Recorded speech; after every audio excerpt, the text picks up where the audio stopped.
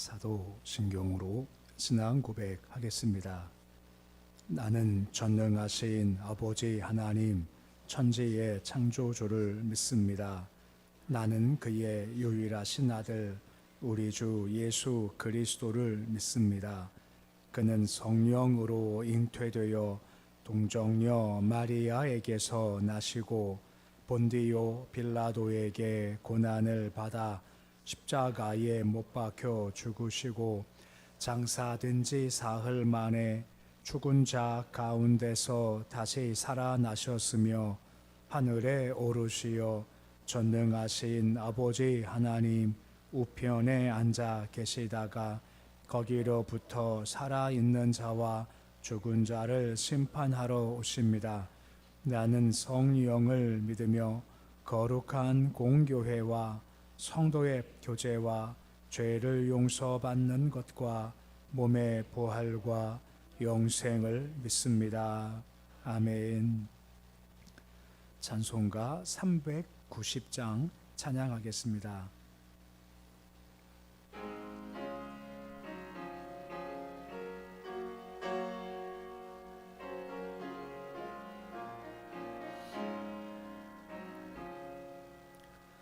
예수가 거느리시니 즐겁고 평안하구나. 주야의 자국 깨는 곳 예수가 거느리시네. 주 날 항상 돌보시고 날 친히 거느리시네. 주 날 항상 돌보시고 날 친히 거느리시네. 때때로 괴로움 당하면 때때로 기쁨 누리네. 풍파 중에 지키시고 평안히 인도하시네. 주 날 항상 돌보시고 날 친히 거느리시네. 주 날 항상 돌보시고 날 친히 거느리시네. 내 주의 손을 붙잡고 천국에 올라가겠네. 괴로구나 즐거우나 예수가 거느리시네. 주 날 항상 돌보시고 날 친히 거느리시네. 주 날 항상 돌보시고 날 친히 거느리시네. 이 세상 이별할 때에 마귀의 권세 이기네. 천국에 가는 그 길도 예수가 거느리시네. 주 날 항상 돌보시고 날 친히 거느리시네. 주 날 항상 돌보시고 날 친히 거느리시네. 아멘.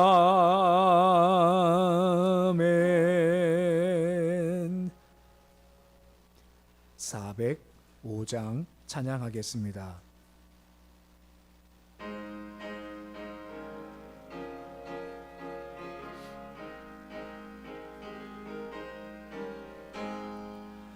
주의 친절한 팔에 안기세 우리 마음이 평안하리니 항상 기쁘고 복이 되겠네. 영원하신 팔에 안기세 주의 팔에 그 크신 팔에 안기세 주의 팔에 영원하신 팔에 안기세 날이 갈수록 주의 사랑이 두루 광명하게 비치고 전성 가는 길 편히 가리니 영원하신 팔에 안기세 주의 팔에 그 크신 팔에 안기세 주의 팔에 영원하신 팔에 안기세 주의 보좌로 나갈 때에 기뻐 찬미 소리 외치고 겁과 두려움 없어지리니 영원하신 팔에 안기세 주의 팔에 그 크신 팔에 안기세 주의 팔에 영원하신 팔에 안기세. 오늘 말씀은 구약 에스겔서 17장 19절에서 24절까지의 말씀입니다. 에스겔서 17장 19절에서 24절까지 말씀입니다. 에스겔 17장 19절로 24절까지 말씀 우리 함께 말씀 봉독하겠습니다. 그러므로 주 여호와의 말씀이니라. 내가 나의 삶을 두고 맹세하노니 그가 내 맹세를 없인 여기고 내 언약을 배반하였은즉 내가 그 죄를 그 머리에 돌리되 그 위에 내 금오를 치며 내 올무에 걸리게 하여 끌고 바벨론으로 가서 나를 반역한 그 반역을 거기에서 심판할지며 그 모든 군대에서 도망한 자들은 다 칼에 엎드러질 것이요 그 남은 자는 사방으로 흩어지리니 나 여호와가 이것을 말한 줄을 너희가 알리라. 주 여호와께서 이같이 말씀하시되 내가 백향목 꼭대기에서 높은 가지를 꺾어다가 심으리라. 내가 그 높은 새 가지 끝에서 연한 가지를 꺾고 높고 우뚝 솟은 산에 심되 이스라엘 높은 산에 심으리니 그 가지가 무성하고 열매를 맺어서 아름다운 백향목이 될 것이요 각종 새가 그 아래에 깃들이며 그 가지 그늘에 살리라. 들의 모든 나무가 나 여호와는 높은 나무를 낮추고 낮은 나무를 높이고 푸른 나무를 말리고 마른 나무를 무성하게 하는 줄 알리라. 나 여호와는 말하고 이루느니라 하라. 아멘. 어제 우리가 말씀 보았지만 주께서 우리한테 시험 올 때 감당할 힘을 주시던가 피할 길을 주시던가 라고 말씀을 보았죠. 시드기야 때 나라가 위기였지만 주께서 살 길과 피할 길을 주셨죠. 그것은 바벨론 밑에 거하는 거다. 당분간 주의 때까지 그러면 너희가 살 거다 했고 실제적으로 점점 회복되기 시작을 했죠. 근데 문제가 무엇입니까? 시드기야 왕이 좋은 길을 버리고 대신 죽을 길 애굽을 의지하러 가게 되죠. 그토록 애굽 의지하지 마라 계속 말씀했지만 애굽 의지했다가 결국은 이제 망하는 길로 가게 되고 말았다라고 하는 것입니다. 시드기야가 계획은 가지고 있었죠. 이러면 참 잘 되겠다. 그럼 우리가 바벨론 제비에서부터 벗어날 수 있을 거고 야 참 좋겠다. 아무리 좋은 계획 가지고 있어도 그 계획을 이루시는 분은 하나님이시다라고 하는 것입니다. 그러기에 주를 바라보고 가는 길이 마땅하다라고 하는 것이죠. 한 가지서 보는 것은 하나님은 우리를 향해서 분명 선한 의도를 가지고 계시다라고 하는 것이죠. 그러니까 우리가 볼 때는 이해 납득 공감이 아니라 믿고 가는 것이 마땅하다라고 하는 것입니다. 이것이 께서 삶 가운데 원하시는 모습이다라고 볼 수 있지만 이걸 어기니까 잘못된 길을 가다 보니 오늘 결과가 주어지는 겁니다. 19절 말씀 보시면 그러므로 라고 말씀이 시작이 되고 있습니다. 너 어겼지 않냐? 그러므로 이런 일을 당할 거다라고 하는 겁니다. 맹세를 업신여겼다. 내 언약을 배반했다라고 말씀해 주고 있는 겁니다. 맹세와 언약이라는 것은 직접적으로 바벨론 왕 느부갓네살과 맺은 언약이 있지 않습니까? 쉽게 말하면 우리가 지배를 당하고 있으니 우리가 충성을 다할 겁니다 하는 그 언약의 모습을 하나님께서는 나와의 맹세와 언약으로 표현한다라고 하는 겁니다. 왜냐하면 요즘이야 나라와 나라가 조약을 맺을 때 대통령들의 이름을 써서 사인하지 않습니까? 하지만 그 당시는 종교적 사회이기 때문에 왕과 왕이 조약 맺지만 그 배후에는 자기 신들의 이름을 가지고 조약을 맺는다라고 하는 것이죠. 다 알죠? 이스라엘 백성 하나님을 섬기는 민족임을 다 알고 있는 겁니다. 그러니까 조약을 맺는다는 것은 누구 이름을 걸고 조약을 맺는 것일까요? 하나님의 이름을 걸고 조약을 맺는다라고 하는 것입니다. 이걸 깼다는 것은 결국은 하나님과 역사를 깼다라고 볼 수 있다라고 하는 것이고 이것이 잘못된 거다라고 말씀해 주고 있다라고 하는 겁니다.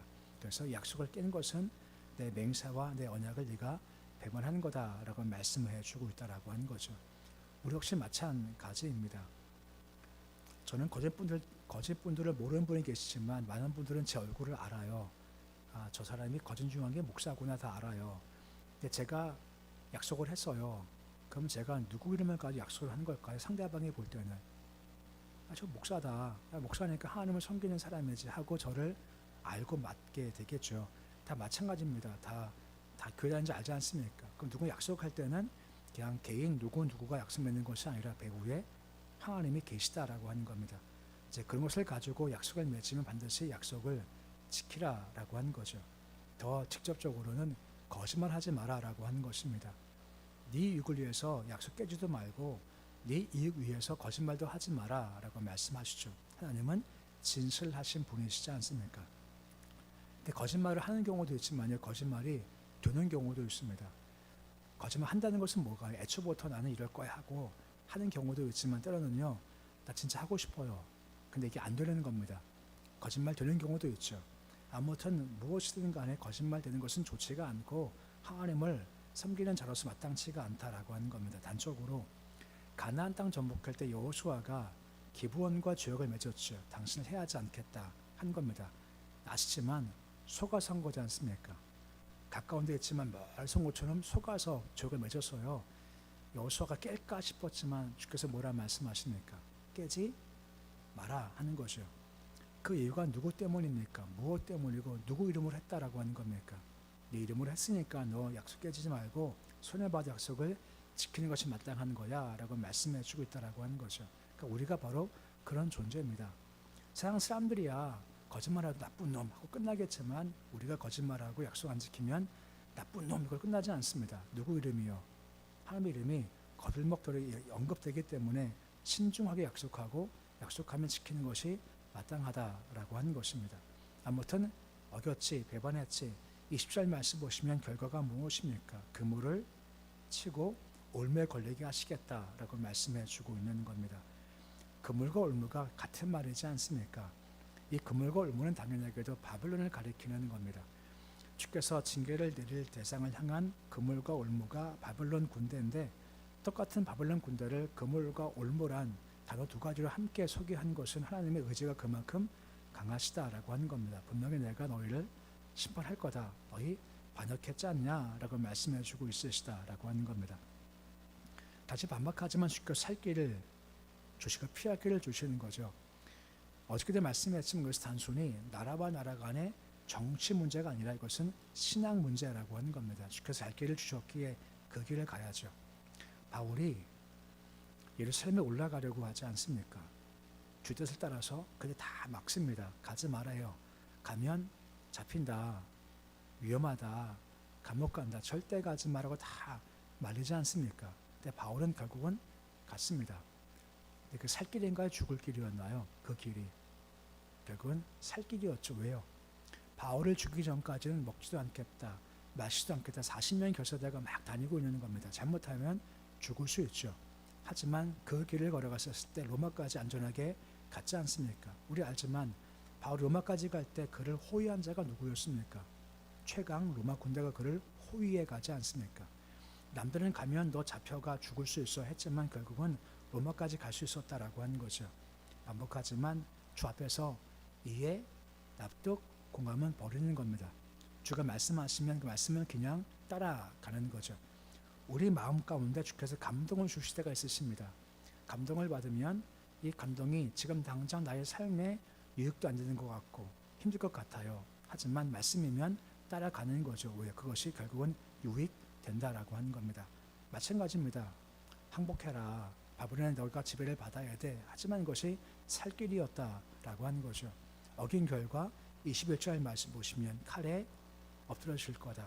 흩어질 거다. 라고 21절에서 말씀을 해주고 있다라고 하는 겁니다. 참 암울하죠. 근데 감사한 게 뭔지 아십니까? 여기서 끝나지가 않아요. 근데 끝났으니까 이제 어쩔 수 없어. 끝나지 않고 그 다음 소식이 이어지는 겁니다. 보통 우리가 복음이라고 하지 않습니까? 복음을 뭐라 하죠? 기쁜 소식, 좋은 소식이죠. 그건 항상 징계가 심판이지만 끝나지 않고 그 다음 소식이 있어요. 선악과를 따먹으면 결과가 뭐라 했습니까? 너 죽는다라고 했죠. 선악과 따먹었지 않습니까? 그럼 죽어야죠. 그런데 그걸 끝나지 않고 복음의 소식이 선포됩니다. 창세기 3장 15절 말씀 보시면 심판 쭉 말씀하시고 이렇게 말씀을 이어가시는 거예요. 우리 창세기 3장 15절인데 우리 말씀 같이 함께 읽어 보시겠습니다. 내가 너로 여자애와 소수가 되게 하고 후손도 여자의 후손과 원수가 되게 하리니 여자의 후손은 내 머리를 상하게 할 것이요 너는 그의 발꿈치를 상하게 할 것이니라 하시고 라고 하죠. 여자 후손과 원수가 된다라고 하지 않습니까? 여자 후손이 누구인가요? 예수 그리스도이신 겁니다. 너 선악과 따먹었으면 죽는 거야 하고 끝이 아니라 바로 이어서 다가오실 앞으로 오실 메시아 예수께서 약속됐고 그분께서 뱀의 머리를 밟을 거다. 그 마귀를 끝장낼 거다 하는 소식이 함께 전파되는 겁니다. 이게 우리 신앙이라는 겁니다. 우리 신앙도 절망, 암울, 낭망이 있지만 그것이 끝이 아니라는 겁니다. 항상 우리는 그 다음이 있다는 겁니다.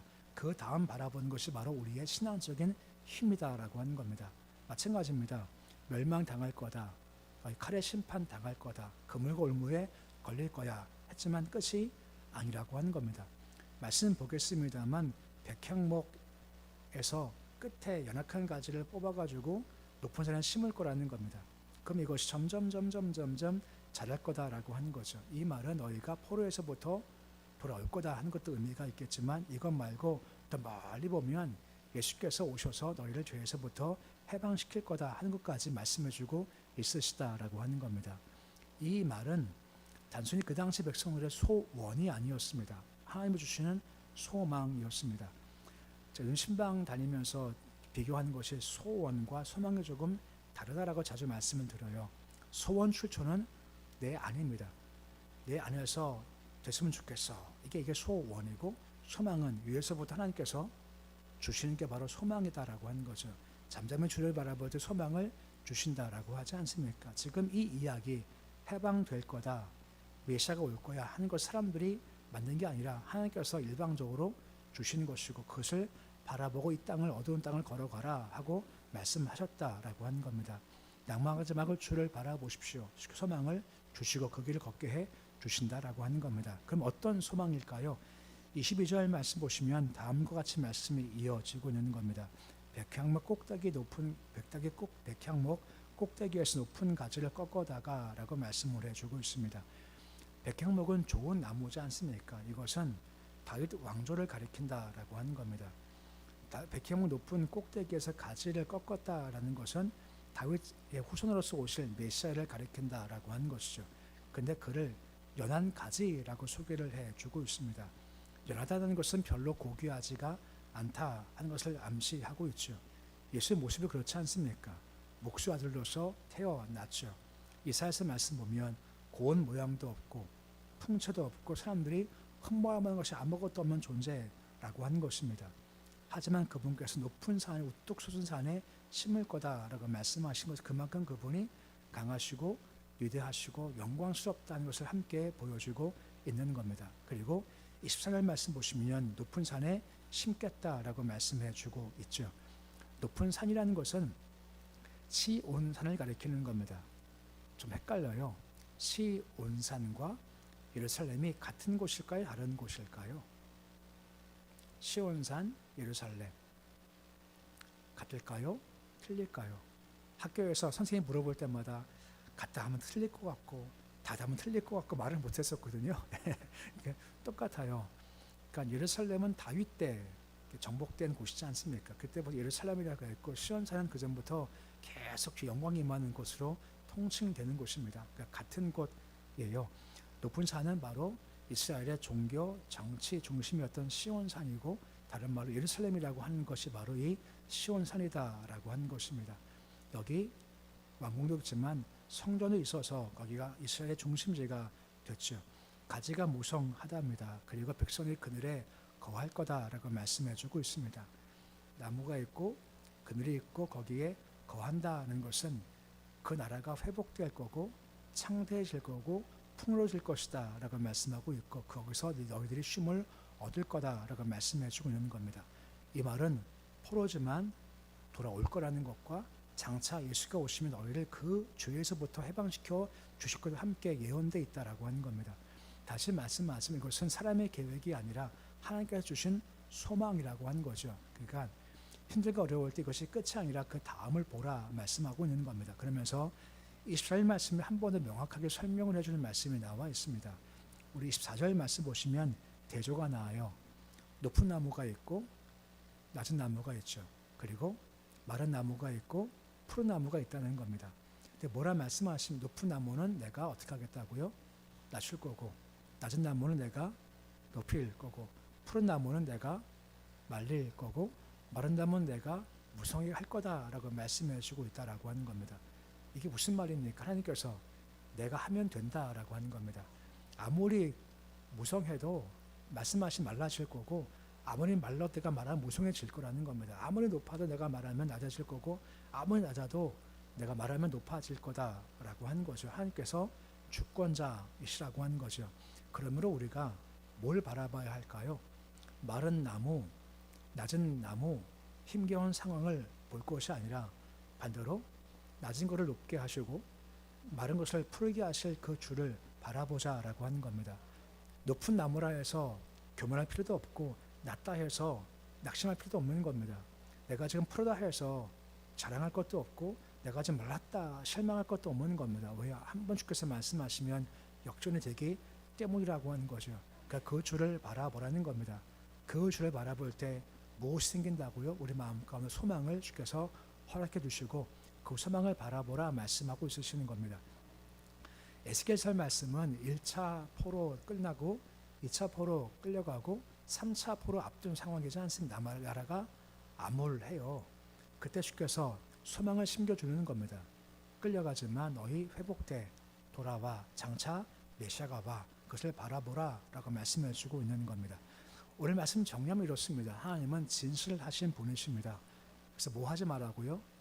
거짓말 하지 말고 속이지 말고 약속한 것은 손해가 봐도 지켜가라 라고 말씀하고 있으시다 라고 하는 겁니다. 그래야 믿을만 하죠.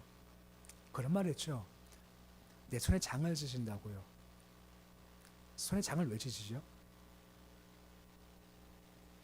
약 지킬 거라고. 그리고 내 성을 바꾼다 그래요. 성 몇 번 바꿔보셨나요? 내가 성 바꿀 거야 하고 얼마나 약속 안 지킨 적 많습니까? 바꿀 성도 없어요. 맹세를 왜 하냐면 내가 아닙니다 하면 상대방이 아니구나라고 알아야죠.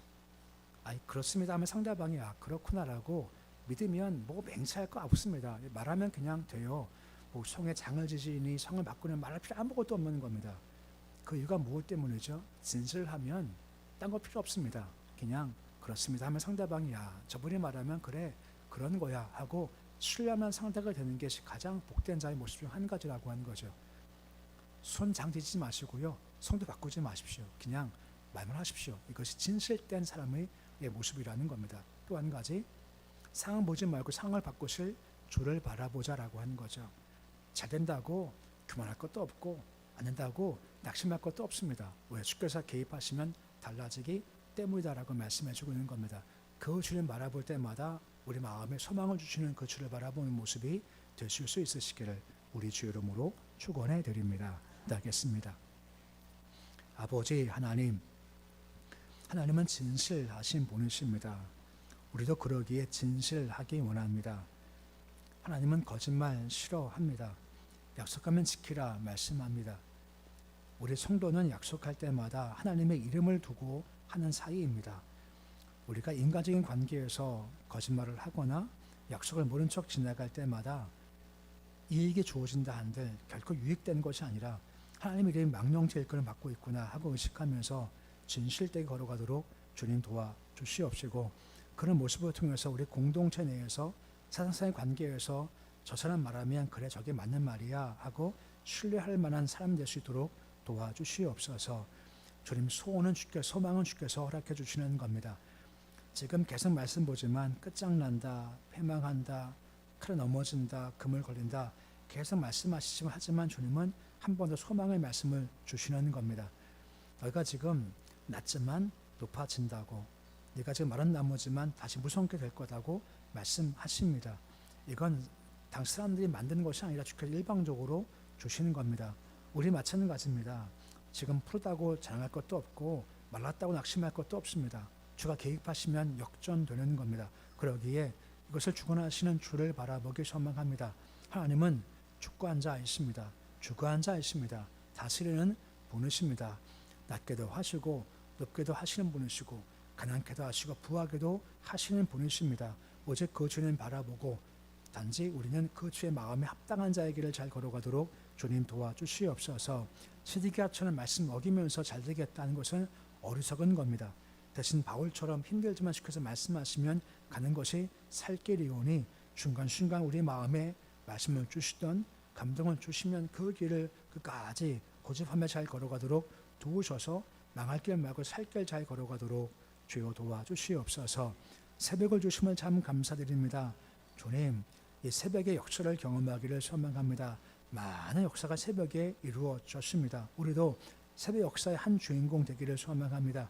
새벽 나와 예수님을 부를 때, 기도할 때 역사를 경험하기 소망합니다. 주여 우리를 불쌍히 여겨주시기를 원합니다.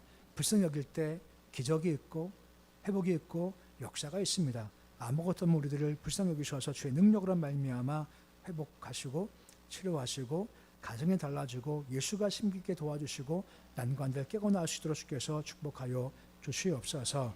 우리 자녀들 한 명 한 붙잡아 주시기를 소망합니다. 예수 믿는 것이 가장 큰 축복입니다. 주님 도우셔서 아직까지 예수를 모르고 있다면 주님 그 마음에 예수를 심어주시길 소망하며, 예수가 아니면 내가 죽겠구나 하는 마음 허락하셔서 예수 믿도록 도우셔서 모든 가정들이 예수가 주인 될 수 있도록 주님 도와주시옵소서. 이번 명절 때 함께 모일 겁니다. 그 대화 주제 가운데 한 가지가 예수가 되기 원합니다. 신앙이 되기 소망하며 주를 섬기는 것이 주제가 되게 해 주시옵시고 주를 높일 수 있도록 가정마다 복을 더하여 주시옵소서.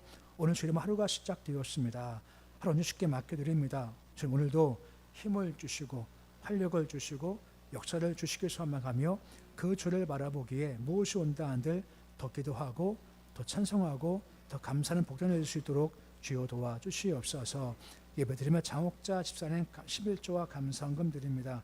유진선 성도님 감사헌금 드립니다. 손길에 주여 복을 더하시옵시고 주를 소망할 때마다 그 심령이 주인으로 가득하게 충만케 채워주시길 소망하며 영이 잘되기에 범사가 잘되고 강건한 축복이 있도록 도와주시옵소서. 예수님의 이름으로 기도드립니다. 아멘. 하늘에 계신 우리 아버지, 아버지의 이름을 거룩하게 하시며 아버지의 나라가 오게 하시며 아버지의 뜻이 하늘에서와 같이 땅에서도 이루어지게 하소서. 오늘 우리에게 일용할 양식을 주시고 우리가 우리에게 잘못한 사람을 용서하여 주는 것 같이 우리 죄를 용서하여 주시고 우리를 시험에 빠지지 않게 하시고 악에서 구하소서. 나라와 권능과 영광이 영원히 아버지의 것입니다. 아멘.